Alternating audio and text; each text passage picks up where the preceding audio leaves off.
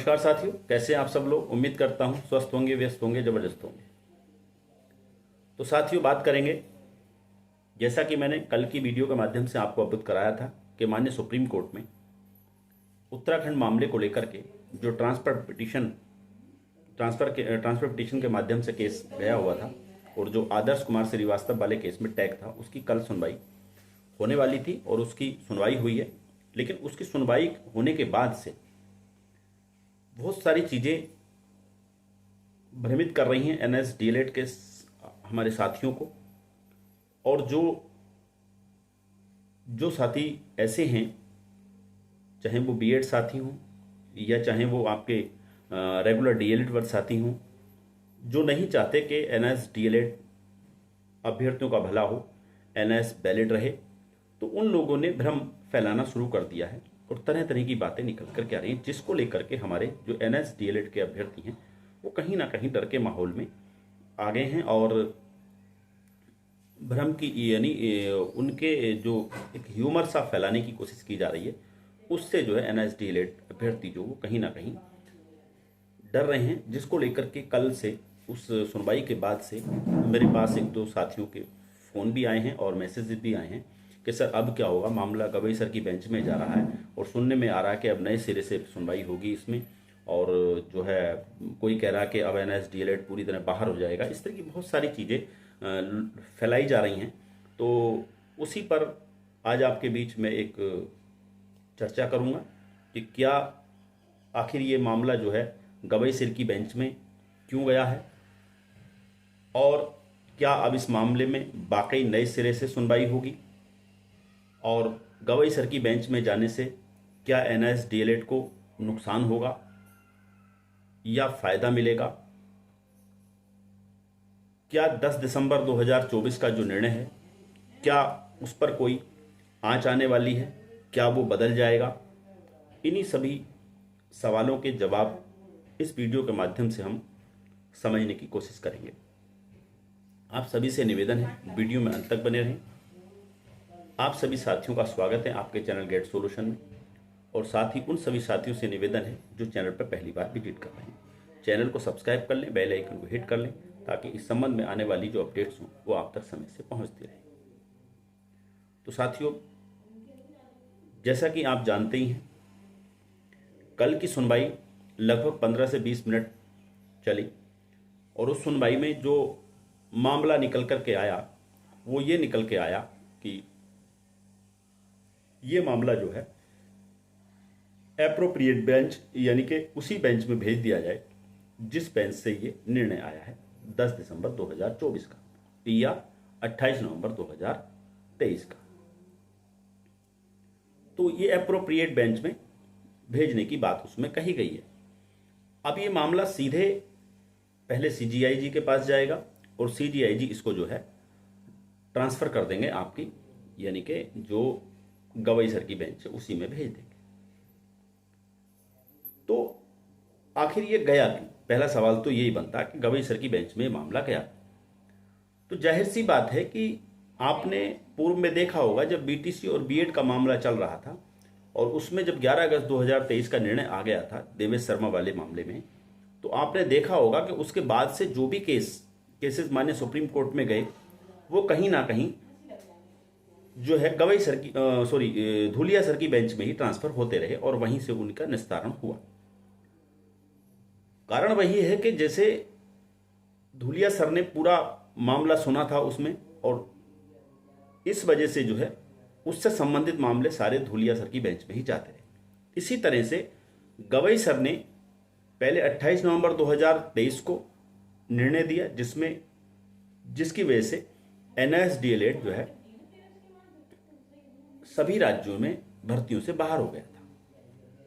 उसके बाद उसी माननीय गवई सर की बेंच ने ही 10 दिसंबर 2024 को अपने उसी निर्णय का रिव्यू करते हुए उसका क्लैरिफाई किया कि जो डिप्लोमा है 18 महीने का NIS से किया हुआ, और जिन लोगों ने भी ये किया है और वो 10 अगस्त 2017 को सर्विस में थे, उनका डिप्लोमा पूरी तरह से वैलिड है और वो जो है as a valid diploma treat किया जाएगा किसी भी इंस्टीट्यूशन में, अदर इंस्टीट्यूशन में जाने के लिए या प्रमोशन के लिए, ये चीज़ क्लियर उसमें की गई। तो जाहिर सी बात है कि गवई सर इस पूरे मामले को शुरू से देख रहे हैं और उन्होंने ही दोनों निर्णय पास आउट किए हैं। तो इसी वजह से, यानी कि अगर उस बेंच में मामला चलता तो समझाने में टाइम लगता और उनको समझने में भी समय अधिक लगता और ये केस बहुत ज़्यादा लंबा चलता। इसीलिए जो है उसको जो है गवई सर की बेंच में भेज दिया गया कि गवई सर जो हैं पूरी तरह से इस मामले से पूरी तरह से इस मामले को पूरी तरह जानते हैं और वो इसमें अच्छे से चीज़ों को निस्तारित कर पाएंगे। तो ये सोच करके ये मामला गवई सर की बेंच में चला गया। अब दूसरा सवाल ये लोगों का है कि गवई सर की बेंच में जाने से इसमें नुकसान हुआ या फायदा। तो साथियों देखिए, नुकसान का तो सवाल ही नहीं होता। फायदा ये हुआ है कि जो ज़्यादा समय लगना था ट्रांसफर पिटीशन वाले मामले में, वो अब कम समय लगेगा। 1 या 2 तारीख में ये मामला वहां से निस्तारित हो जाएगा। तो इसलिए फायदा ही हुआ है, नुकसान नहीं हुआ है। अब सवाल ये करते हैं कि क्या सारी चीजें नए सिरे से सुनी जाएंगी? तो ऐसा नहीं है, नए सिरे से नहीं सुनी जाएंगी, क्योंकि सारे पॉइंट जो हैं 10 दिसंबर वाले निर्णय में सारी चीजें क्लियर हो गई हैं और अब केवल ये मामला जो गया है, जो पिटिशनर्स हैं इसमें, वो ये डिमांड लेके गए हैं कि जो हमारे राज्यों में भर्तियां चल रही हैं उनमें हमें पार्टिसिपेट करने का मौका मिलना चाहिए गवई सर के निर्णय के अनुसार, ये लेकर गए हैं। तो इसमें जो नए सिरे से सुनवाई होने का कोई मतलब नहीं होता। तीसरा सवाल कहीं ना कहीं लोगों को डरा रहा है कि क्या निर्णय पे फर्क पड़ेगा? 10 दिसंबर 2024 का जो निर्णय है, क्या उस पर कोई फर्क पड़ेगा? तो देखिए, जहां तक मेरा विवेक और मेरी जानकारी कहती है, इस पर कोई फर्क पड़ने वाला नहीं है निर्णय पे, बल्कि इतना जरूर होगा कि अब जो निर्णय इसका आएगा वो और चीजें ज्यादा स्पष्ट करते हुए आएगा। और जैसा कि 10 दिसंबर के ऑर्डर में एक चीज निकल करके आ रही थी कि लगातार सरकारें इसे सरकारी और प्राइवेट के रूप में उलझाने की कोशिश कर रही हैं, तो इस बिंदु पर भी इसमें बात होगी और ये चीज स्पष्ट हो जाएगी कि जो कहा गया है अदर इंस्टीट्यूशन, वो प्राइवेट और सरकारी दोनों के लिए कहा गया। ये चीजें स्थिति वहां पे क्लियर हो, यानी और ज्यादा क्लियरिफाइड ऑर्डर आएगा और चीजें बहुत ज्यादा स्पष्ट हो जाएंगी। तो मेरा मानना यही है कि 10 दिसंबर 2024 का निर्णय पे कोई फर्क नहीं पड़ता। आप थोड़ा सा सोचिए, एक डिवीजन बेंच पहले किसी मामले में सुनवाई करते हुए उसको इनवैलिड कर दे, उसके बाद फिर उसका रिव्यू करते हुए, उसको क्लियरिफाई करते हुए, उस ऑर्डर को क्लियरिफाई करते हुए और उसको फिर वैलिड कर दे।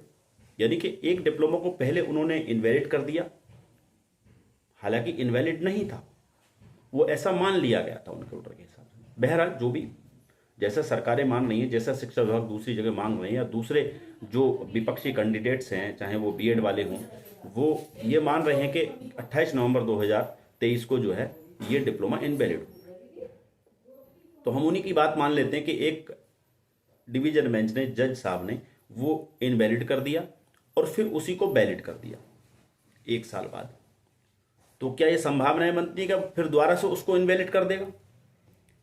तो यानी कि अगर ऐसा होता है, पहली बात तो संभावना 0 है, नहीं होगा। होता है तो आप सोच के देखिए, क्या ये उस डिवीजन जो जस्टिस हैं उनकी जानकारी, कहना चाहिए कि उनकी क्रेडिबिलिटी पर सवाल नहीं खड़ा करेगा? आपकी बौद्धिकता स्तर क्या है? किसी चीज को आप पहले इनवैलिड कर रहे हैं, फिर वैलिड कर रहे हैं, फिर इनवैलिड कर रहे हैं। तो ये चीज आप बिल्कुल दिमाग से निकाल दीजिए कि ये कहीं से कहीं 10 दिसंबर 2024 का जो निर्णय है उस पर कोई फर्क पड़ने वाला है। बल्कि मैं ये कह रहा हूं कि इससे और आगे ऑर्डर आएगा निकल करके, जो बहुत सारे डाउट्स जो बने हुए हैं वो सारी चीजें, स्थितियां क्लियर होंगी। तो बिल्कुल निश्चिंत रहें, कहीं से कहीं कोई नुकसान होने वाला नहीं है। बस आप भरोसा रखिए, जो आपकी शीर्ष नेतृत्व है उस पर भरोसा रखिए, बिजनेस सर वाली टीम पर भरोसा रखिए, मनदीप कालरा जी पर भरोसा रखिए। वो आपके आपको कोई भी नुकसान नहीं होने देंगे, आप पर कतई आंच नहीं आने देंगे। मुझे ऐसी उन लोगों से उम्मीद है। तो ये कुछ चीज़ें थी जो मैंने आपके साथ साझा की। उम्मीद करता हूँ आपके जो डाउट्स होंगे, जो भी डर का माहौल आप में है, वो कहीं ना कहीं किसी हद तक दूर होगा, डाउट्स क्लियर हुए होंगे। अगर ऐसा है तो साथियों, ज़्यादा से ज़्यादा साथियों तक इस वीडियो को शेयर कर दें, ताकि जिन लोगों के मन में ये सवाल आ रहे हों उनको अपने सवालों के जवाब मिल जाएं। लाइक कर दीजिए, कमेंट भी ज़रूर कीजिए कि वीडियो आपको कैसा लगा। बाकी इस मामले में जो भी, हाँ एक चीज़ और है, इसकी जो कंप्यूटर जनरेटेड डेट दिखा रहा है वो 4 मार्च दिखा रहा है, लेकिन 4 मार्च अभी आप इसको फाइनल मान के मत चलिए, क्योंकि अभी हफ्ता भर, हफ्ता 10 दिन इसमें जो आपके CGI साहब के यहाँ लगेंगे। उसके बाद हफ्ता 10 दिन जो है फिर ये जाके फिर गवई सर की बेंच में जाएगा। तो ऐसे मिला के आप मान लीजिए कि इसमें अभी जो है 15 से 20 दिन इस सुनवाई में अभी लग सकते हैं। और ये जो मामला 1.5 महीना, मान के चलो 1-1.5 महीने तक ये मामला खिंच जाएगा और 1-1.5 महीने में इसका निर्णय आ जाना चाहिए। ऐसी मेरी उम्मीदें और अपेक्षाएं हैं। बाकी जो भी अपडेट्स होंगी वो लेकर के मैं आपके बीच लगातार बना रहूँगा। तब तक के लिए साथियों, नमस्कार। आपका बहुत बहुत धन्यवाद। आपका दिन शुभ हो।